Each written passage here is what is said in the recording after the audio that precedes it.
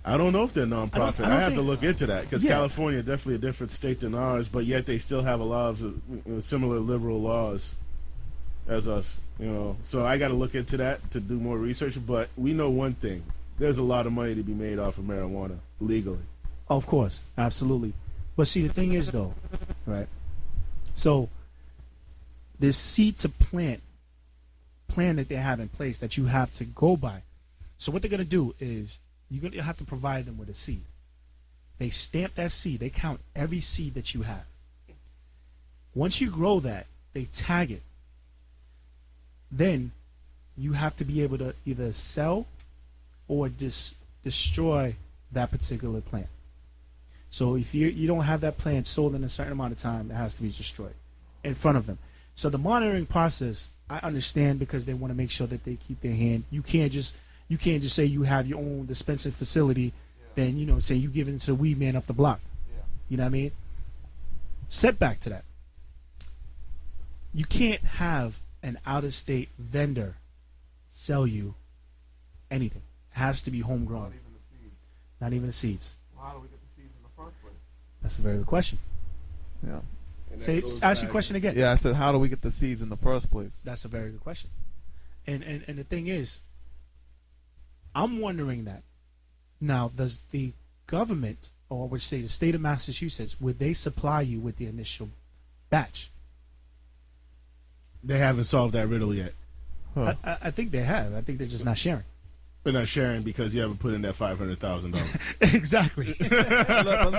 But look at the situation. You had power brokers, power ballers, shall we call them, who made millions off the incarceration of marijuana crimes. But now, well, hey, it's going to be popular to sell it. You probably got the same group of people who are going to profit from the sale of it. As a matter of fact, I think that if you look at some of the articles that were written, a lot of the people that were there to ask about this, that were at this conference, there were a lot of lawyers, correct? Oh my God, man! When I went, I mean, and this is public announcement talking about his experience. Going to what would he call this, a marijuana conference? I would say it was a marijuana infomercial locally. Okay, all right. Because it's basically what they were talking about.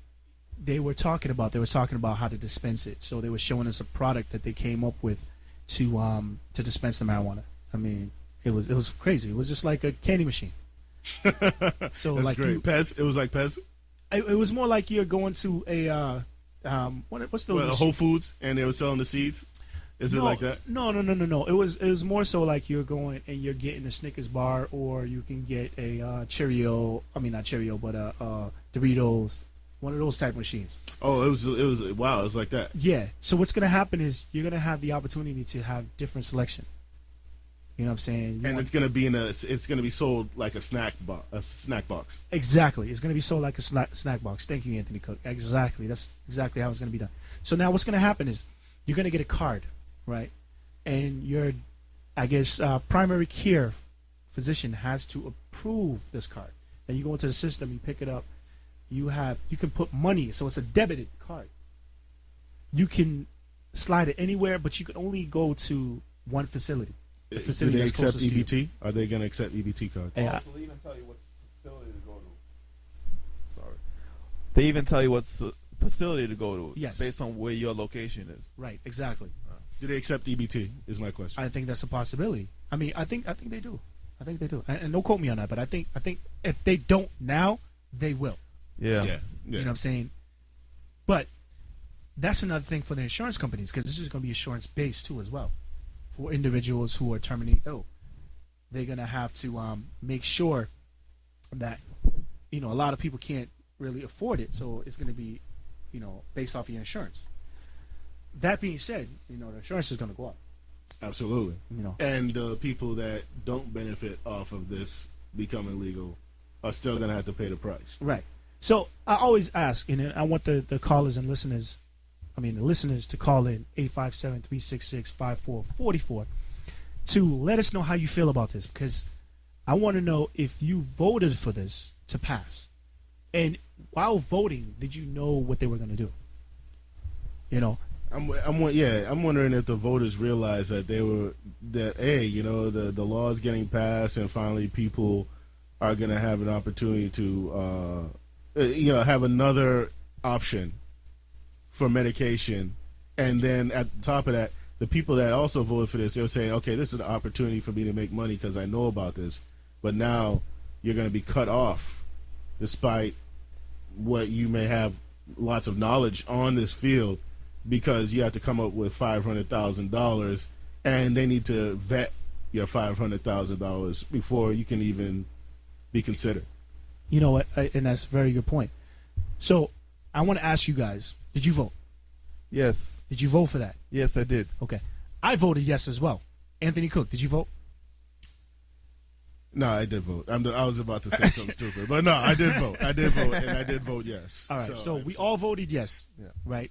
Now, absorbing the information that I just given you, would you have changed your mind if you knew that it was going to be like this? No, I wouldn't have, because the end product is that people who are sick, who need it, will get it. But they were getting it anyways, don't you think? They were getting it from some type of facility. That is true. So maybe I wouldn't have. So what about you, Anthony Good? I think I would have still voted. I think I would have still voted yes, and my mentality on it is, opening the door per se. You may not like the way it starts off, but you're hoping that eventually it can be corrected. It can correct itself. Okay. And that's the way I have to look at it. I'm looking at it from a hopeful perspective. See, for me, I would have voted no. Now, it's they've made it so that it's now a business. It's not really helping the individuals anymore. Yeah, and they might do steps to get rid of the competition. The people who are still doing it illegally. Absolutely, they're doing that. That's what I'm afraid of. Oh, there's absolutely gonna because not gonna be competition. I know a man who's for the past 5 years. I'm good friends with him before he got into it. He sells marijuana. I used to buy it, but it's not really good for me, so I don't buy it anymore. But he told me that he doesn't really do it to make money. He does it because he knows so many cancer and leukemia patients who need it, and that's his main clientele. And you believe that? Yeah, I do believe that. That's what's up, because that sounds like a great salesman right there. No, he said, because I asked him about the money. He says, sometimes I'm driving so far, I don't make a profit off of what I'm selling. But he says because he's helping someone, that what means to him, because he has a nice job. Oh, really? Yeah. A lot of cancer patients suffer from nausea, and the marijuana is sought to help with the nausea so that they can actually eat something, because you lose a lot of weight, especially if you're going through chemotherapy, and then because of all these things that you're going through, you lose your appetite and you feel nauseous just dealing with food, and because of the marijuana, these people are able to eat.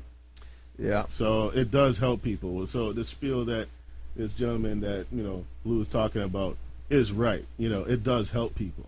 But now, when we start getting into big business, and what does big business always do to small business? Huh? And what does big business always do to small business? They cut them out. Shady shut it things. They cut them out. Like Walmart getting rid of the local competition and stuff. Yeah, and that's true. And that's another point. You kind of went right into what I was going to talk about. It's crushing the competition. So now the government has found a way how to make money off of the people that spend the money and not allow them to take part. So absolutely, you're only going to spend. So you're just a consumer. That's all you are. That's it. You can't invest. You can't invest in it. I can't come to you, Blue Collar, and Anthony Cook, and say, let's pool our money together and let's go. You have to be one entity.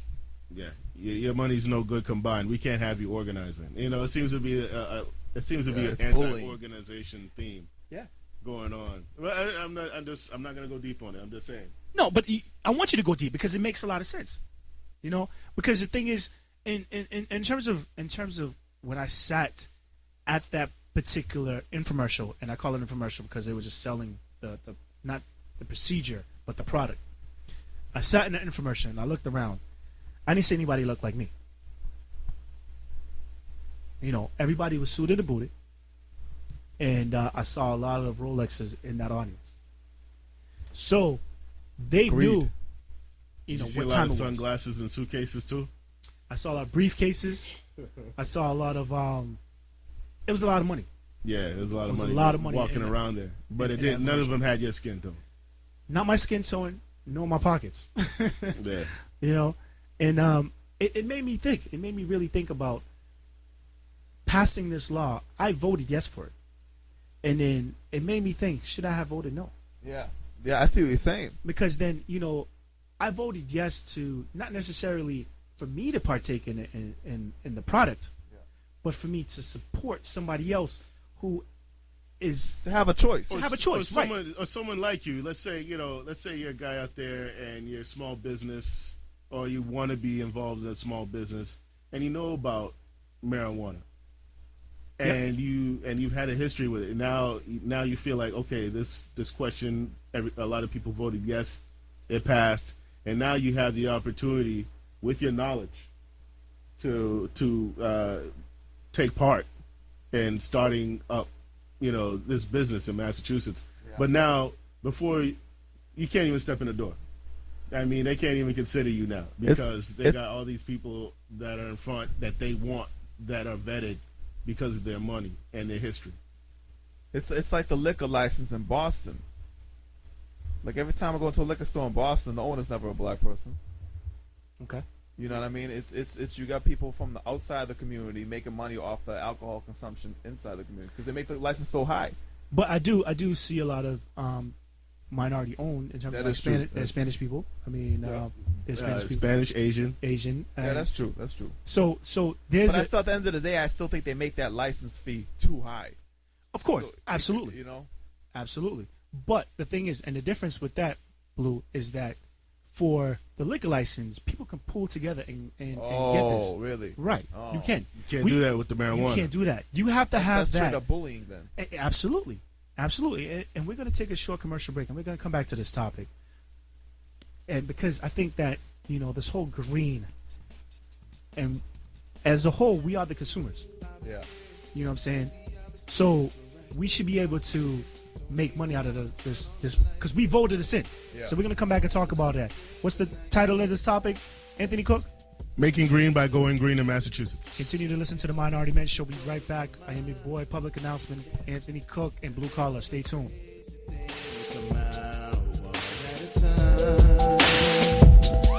so many worlds to go.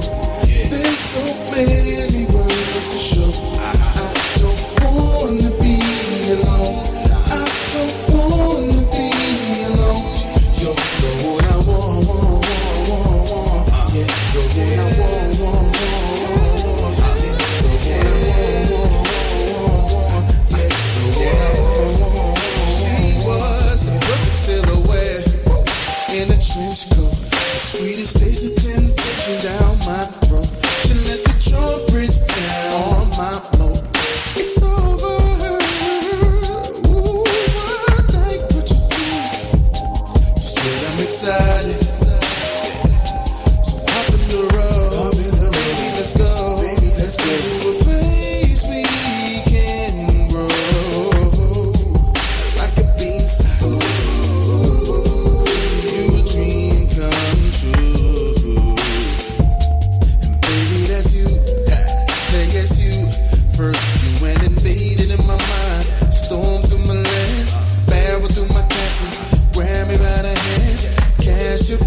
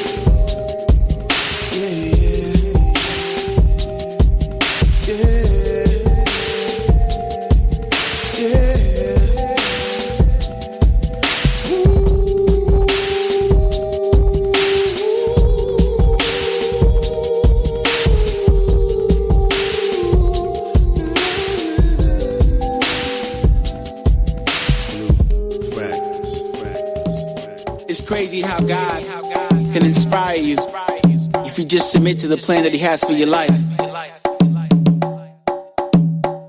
So one day I did, and He inspired me to write this song.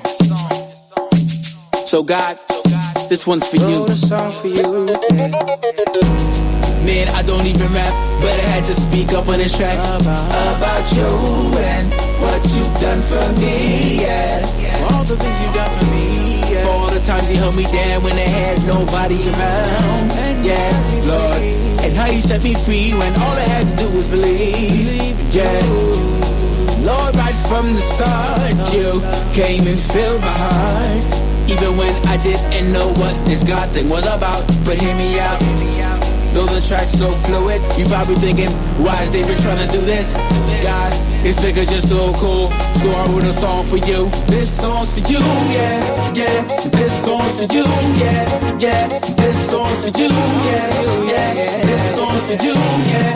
From my heart I wrote a song for you, yeah, yeah. This song's for you, yeah, yeah.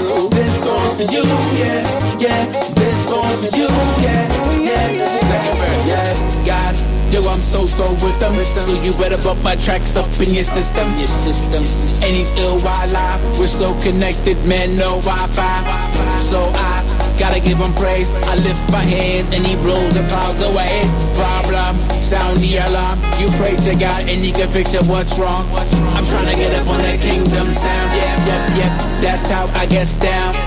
With Jesus, yeah, I rep Chris, so you better respect this. And even when I don't know what to do, with you I know I never lose. So I love you and I thank you, so I wrote a song for you. This song's for you, yeah, yeah. This song's for you, yeah, yeah. This song's for you, yeah, yeah. This song's for you, yeah. From my heart I wrote a song for you, yeah, yeah. This song's for you, yeah, yeah. This song's for you, yeah, yeah. This song's for you, yeah, yeah. This song's for Jesus, holding me down when I had nobody around. This song's for Jesus, He set me free when all I had to do was believe. This song's for Jesus, yo, I rep Chris, so you better respect this. This song's for Jesus, I love you, so I wrote a song for you.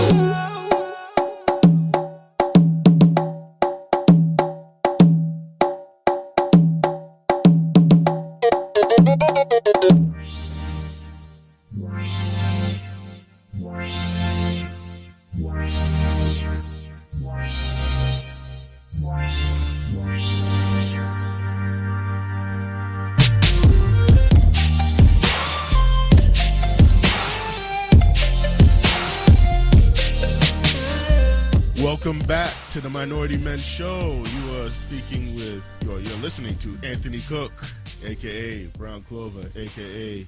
New Shoes. And I'm here with my man, Public Announcement, a.k.a. Michael State, a.k.a.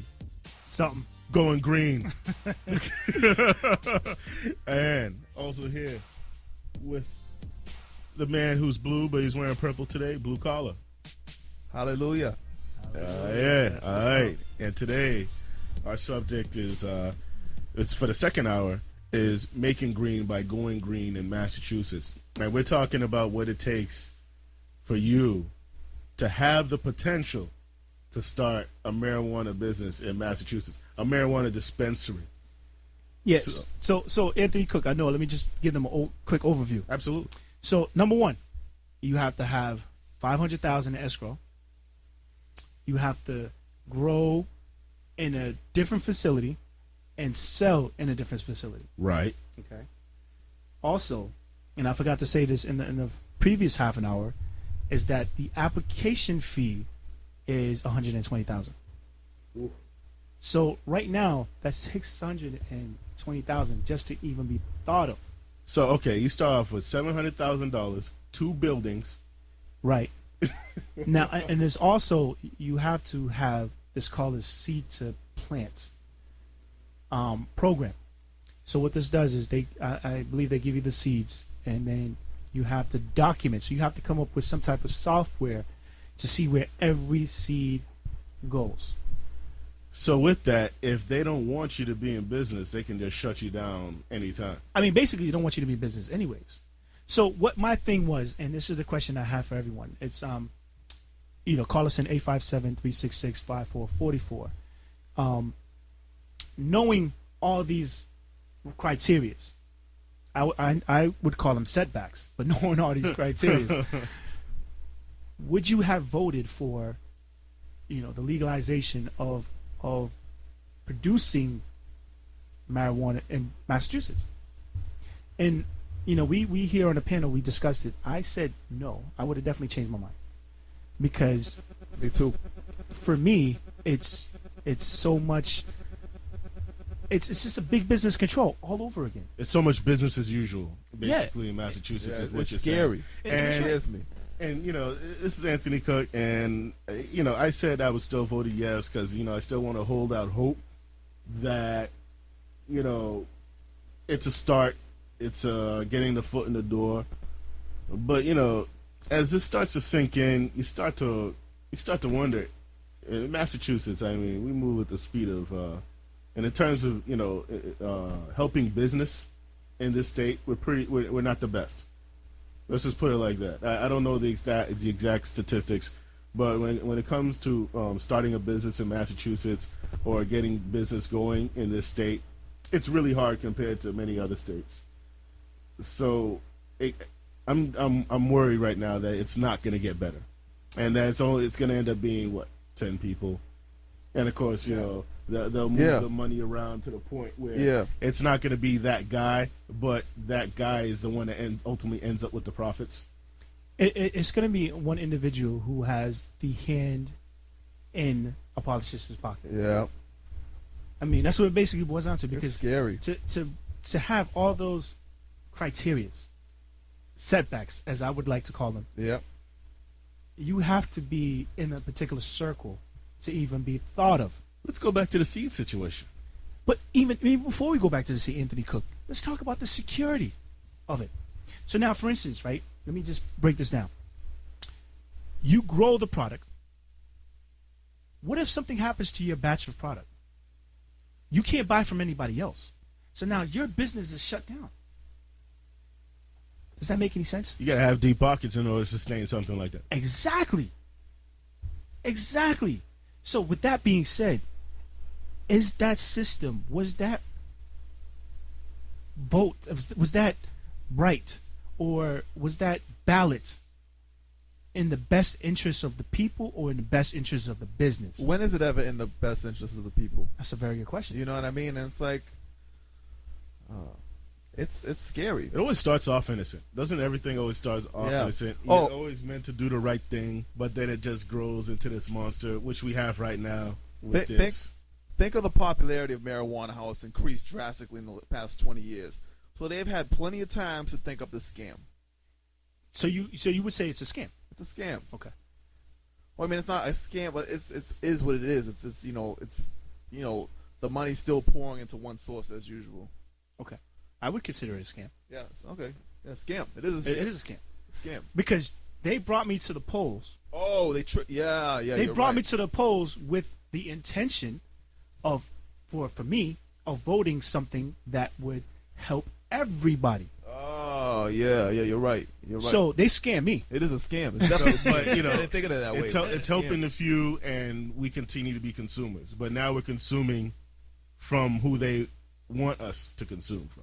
Yeah, but the thing is, and I agree to a certain extent.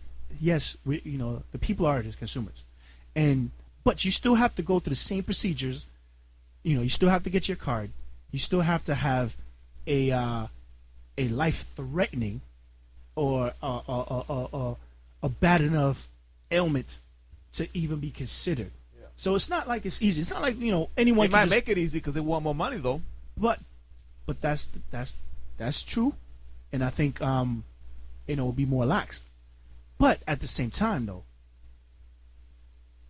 how can you make money off of it? All you are is just a consumer. I voted a law to be a consumer. Yeah. Do I get extra in my taxes because I voted on this law? The guy at the top of the pyramid is the one that's going to be making out. That's basically what it comes down to at the end of the day. And let's talk about the nonprofit we find aspect. out who that is. Let's talk about the nonprofit. He won't let you find out who he is. You know, nonprofit. You have to be a nonprofit organization. Nonprofit organization normally have some good behind it. The Red Cross, you know, whatever other nonprofits are out there. So if you look at the big picture, okay. So nonprofit is for the people. Am I correct? It's normally for the people. Yes. I think I'm starting to. I'm sorry. Go ahead. I'm starting to think that nonprofit is just another way of getting around taxes. It's a scam too. A lot of those things are scams too. It's a scam. And nonprofit, they make it sound like it's supposed to be good. Very few of them are what they say they are. Very few of them are. I saw a chart on them. Like very few really are beneficial for people. You're absolutely right. You know what? Also nonprofits as well. Universities. Yeah, that's a joke. That's a joke. Yeah, that's a joke. Because they always talk about expansion. Every university, if talk you don't about expand, it. you die. Anthony Cook, they do it. Yeah, do it. Absolutely. Harvard's bought up half of Austin. I mean, if you and look their, at BU, and their goals of expansion. Yeah. So I mean, colleges are coming like cities nowadays. You know, and that's what it is. Yeah. But so we look at this whole thing, and I know people out there. I know you want to tap into it, and just hit us up on Facebook and let us know how you really feel about this, because I want to know if you had to do it all over again, would you have vote for this to take place? And I definitely want to hear from some of our listeners about, you know, all of our listeners. I want to hear from all of them. I want to know what they think. Would they have changed their minds on voting this in for Massachusetts if they knew it was going to be what it's becoming? It's not what it's becoming, Anthony, because it's what it is. I mean, they're still moving this along. I'm sure that a plan is already put in place, but they're acting like they don't know what the next step is when they've already done 10 steps ahead. But that was yes, exactly. But that was the initial part, because they're supposed to have some tweaks and people were supposed to comment on it. But this is what it is. This is what you have to have in place for you to even get thought of. $1 million, 2 buildings, 10 dogs for security. You're talking about security dogs. You're talking about security paradise. people. You got the team of lawyers. Say that again. It's a lawyer's paradise. Because at that infomercial, nothing but lawyers. Nothing but lawyers. So I just saw their heads, and I don't think they were there to open up their own facility. I think they was there to learn about the product so they could what do lawyers do? Be ready to represent people. To represent the when people things that start popping off. Right, exactly. So I don't think they're there for things like tobacco, things like marijuana have been considered sacred by many cultures. You know, tobacco was considered sacred by the Native Americans. Look how they exploited that. Marijuana was sacred by Europeans, Africans, Asians, all those, the Russians. They all used that as medicine. I mean, I wouldn't smoke it now because they crossbred the two species so much. You don't really know what you're putting in yourself. Because it used to be 2 separate species. Now they keep crossbreeding them. So it's like... And you don't want to end up like Smokey either, catching that angel dust. Exactly. Yeah, I know from the seat you're talking about. Wakes up in the chicken coop. Wake up at Debo's chicken coop. Yo, y'all are crazy, man. But I love that movie, to be honest with you. But yeah, you know, it's just... And now it's turned into like a product that's going to be exploited like everything else. I'm really bothered the fact that they tricked me. Yeah, me too. And I guess that's what I'm trying to get to. But then they trick us with the casinos as well. Yes. You know, because the casino thing, we should have been on that casino bandwagon 15 years ago. But it's only after the politicians were secured and being able to do jobs with the casinos that we finally get the casino law passed. So for those of you out there who didn't realize how this casino thing came through recently in Massachusetts, it's only because certain politicians were guaranteed jobs that this casino law was passed. It wasn't done, you know, there's nothing innocent about casinos anyway. They're still going to ticket your car whenever they can. They're still going to raise the toll of the bridge. Doesn't matter how much money they pump through. They just always want more. They always want more. Yeah, the only difference is politicians are going to be able to get these jobs working in these casinos, and they weren't able to do that before. Now, still ain't going to fix the roads, but they'll still take more money from you, you know? Of course. Now, I understand that not all politicians are benefiting from this, and not all politicians are bad. There's certain ones very that true. Very passed true. it before they retired. I'm not going to say anything. House speakers. I'm not going to say any names, but he knows who he is, and he just recently got convicted. But anyway. But see, the thing is, not every one of them is out to get you, and not all of them are out to, Oh, of course. to pocket. Yeah, I know that. No, but I understand. But the business aspects of it, it's a trick. It's absolutely a trick. And I feel like they got over him. And the fact that I feel like they got over me, I'm upset. Yeah, me too. Because normally I can see things. I pride myself on seeing things, when people are trying to trick me. I might not say anything, but in my head I'm like, hey, I do whatever. You think you're smarter than me. Yeah. But I got you. But they got me.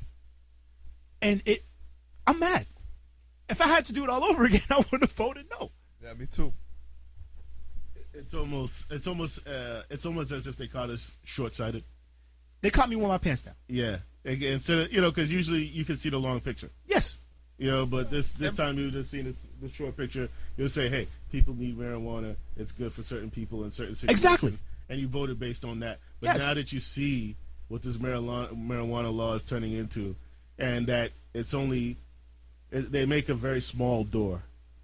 Very small door. Yeah. People who are going to be Very controlling small door, one at a time. what's going to be happening. Yeah. Right. The thing is, it's disrespectful for the people who have been supplying marijuana for years. I mean, it sounds funny though, but it's like you have people risking prison to supply marijuana to people, and now these jerkamos in suits are like, nah, we got it now. We got it now. That's what I'm getting at. There's people that really know about this product and know about who really needs it and the effects and the different types, and these people are not going to get the opportunity to put their skills to work. We're talking about jobs in Massachusetts. Well, there's plenty of people that know this product and could help greatly in pushing this through, but they're still going to be in the dark.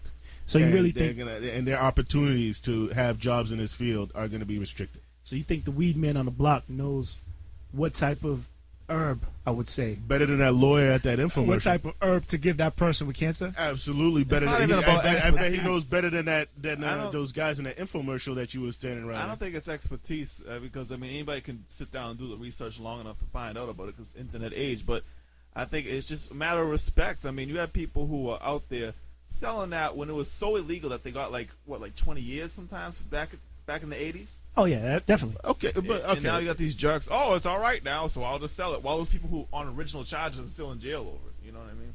Well, okay, let me put it like this. All right, so how about this?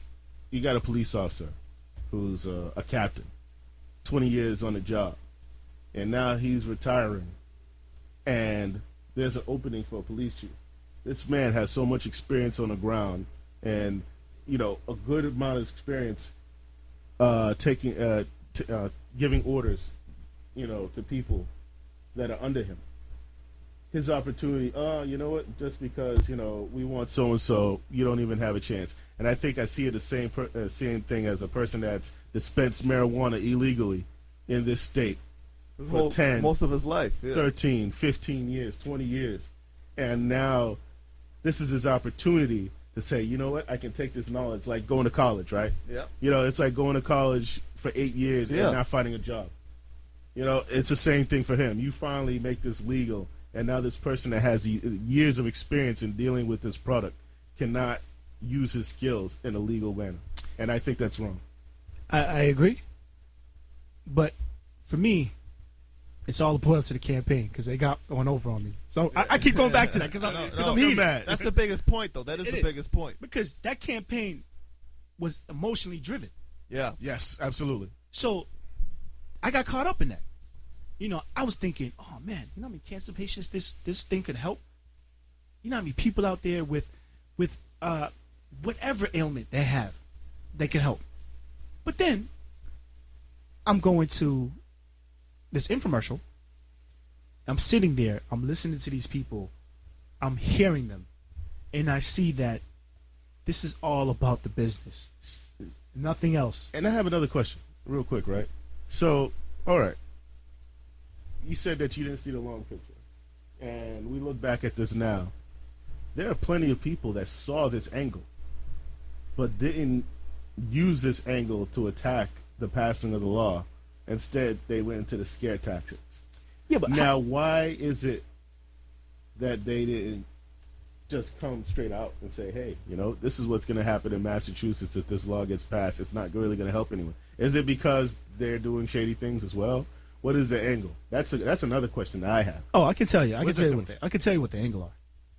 The angle that they went about was it would never get passed. If they didn't promote it the way they did, if it wasn't emotionally driven, this law would have never got. Because I know I wouldn't have voted for it. I knew if I couldn't get a pot in this, or somebody in my community couldn't get a pot, and I'm using that so you guys can hear a pot in it. If I couldn't get a pot in it, stop. I know. It flew by you guys. You guys are sleeping. Over my head. Yeah. We understood. If I could get a pot in this, okay, why would I? I'm gonna keep because I'm pissed. I'm mad. They got one over on me. I'm upset. If I can get a pot in this, why would I vote for it? If somebody who does look like me lives in my community, it doesn't necessarily have to look like me. I just want people to have the opportunity because that's how it was presented. But what happened was, big business came in. The Walmart came in and just said, nope, you don't got it. Yeah. You don't That's have a good it. reference, Walmart. Yeah. You don't have it. You don't have the clout. You don't have the pockets. Step back. Bullying. You're just a consumer. Now, in closing, I want to say this was not to bash any politician. We're just talking about the approach and the business aspects of it. Individuals who are listening, share your side. Tell us how you feel. Express to us. But I think that in time, this may change. This may open the doors for the middleman, the middle class people. Just by having this conversation. Starting the conversation. And what we need to do is to do and ask more questions before we vote. That was my biggest issue. Yeah. I'm mad at myself because I didn't inquire enough about this. And they tricked me. And they got me. So kudos to you. You won this round. But there's always another one. Touche. Of course. Blue, what do you think? Like you said, they won this round, but there are plenty more rounds. People who lie, people who deceive, they can only last so many rounds before they wear themselves out. So the victory will be ours in the end. For me, I see you guys' side on this, that hey, you know what? They kind of tricked us from a business end. They have a long game. They already had the plan in place when they were haggling over this. But I also see another end, and I see from the people's perspective, people getting locked up on bogus charges, on nonsense, people not able to help clean up their nausea and other symptoms because they couldn't get access to this legally, not knowing what kind of product that they were going to get, not knowing what was in that product or where that product came from. This will help that a little bit. That is like true. I said, I'm still not happy that it's probably going to come from one source. I'm not happy that it could potentially end up being a monopoly. But like I said, the door's been opened. Hopefully, as a people, we can pay attention to what's going on out there. We can correct ourselves. So I'm going to leave it at that. That's good. I want to thank you, the listeners, for tuning into the Minority Men Show. I would also like to thank Gag Order Radio, Dimitri. He did a phenomenal job. I would like to thank Tank. I would like to thank the panel. Blue Collar, dropping hits as usual. Anthony Cook, I appreciate it. Great insight. I'd like to thank Jay for looking like Bob the Builder out there in the studio. And I want to let the people those out couches. there know, normally you can see us on video, but you're going to see us on video soon. And if you would have seen us on video, it's like Purple Day in here. We got Purple Rain. We got Blue Collar with a purple shirt, Jay with a purple shirt, Anthony Cook with a purple shirt. But continue to listen to Minority Men every Sunday, 5 to 7 p.m. Like us on Facebook. Follow us on Twitter. Dimitri's about to play some slow jams, so I'm about to grab Anthony Cook's hand and walk out of here. No, sir, I'm just No, joking. he's Chill not. out. No, he's not. Slow down. Slow down. Yo, Not without continue- a drink. Hey, continue to hit us up. You're going to need a drink first. Hey, thanks for the last round. The best way to end a night of drinking. Last round. Thanks you. All right, so we see you guys next week. Same time, same bad channel. Keep it listening. I'm your boy, Public Announcement. Check out our memoirs on our page. Subscribe to us so we can email you guys. All those individuals that want us to promote your product on our show, it's $25 special right now. $25 a month. It's not bad. Let us know. Email us, minoritymenShow.com. I don't think it's too much. It's not at all. No. It's a bargain. There you go. So continue to support the Minority Men Show. We're looking forward to hearing your outlook on Facebook, on Twitter. And we see you guys next week. Same bad channel. Thank you. Peace. Let go of my hand.